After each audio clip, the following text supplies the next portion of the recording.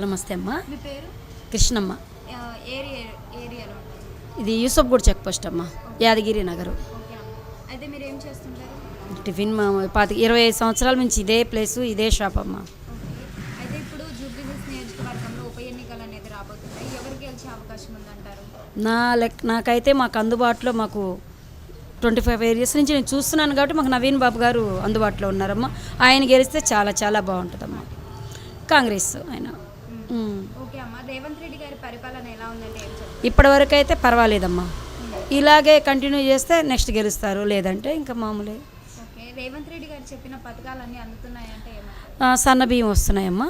తర్వాత ఉచిత బస్సు వచ్చింది, వెళ్తున్నాం. బియ్యం ఎలా ఉన్నాయమ్మా? వండుకుంటున్నారా? మరి ఏం చేస్తున్నారు? పర్వాలా, బాగానే ఉన్నాయి. తింటున్నారా మరి? తింటు. మహిళలకి ఫ్రీ బస్ పెట్టారు, ఎలా అనిపిస్తుంది మీకు?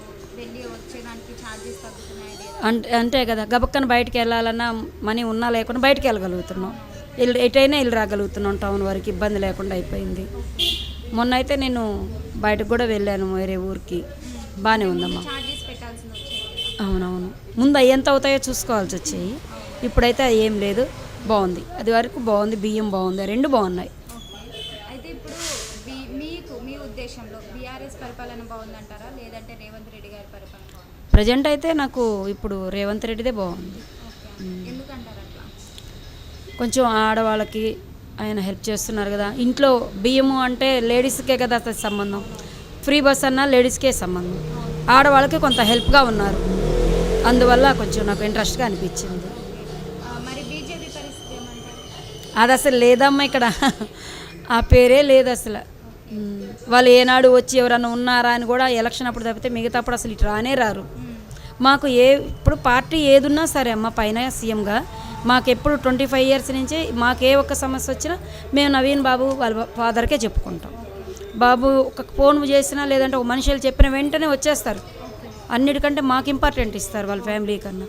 అందుకని ఈసారి మా బాబు గెలిస్తే నవీన్ బాబు చాలా చాలా ఆనందపడతాం మేము. ఎందుకంటే మాకు సమస్య ఏదొచ్చినా మాకు పక్కనే ఉంటారు కదమ్మా. ఇప్పుడు ఆయన బాబు గారు మాగంటి గోపీనాథ్ బాబు గారు చనిపోయారు కదా, వాళ్ళ మిసెస్ ఎక్కడ ఉంటారో మాకు తెలియదు. మాకే సమస్య వచ్చినా ఎవరికి చెప్పాలో తెలియదు. అదే ఈయన ఎమ్మెల్యే అనుకోండి, కాగిత కబురంపినా వస్తారు, మాకు అందుబాటులో చాలా చాలా ఉంటారు. పైగా అబ్బాయి చాలా మంచివాడు. సరే.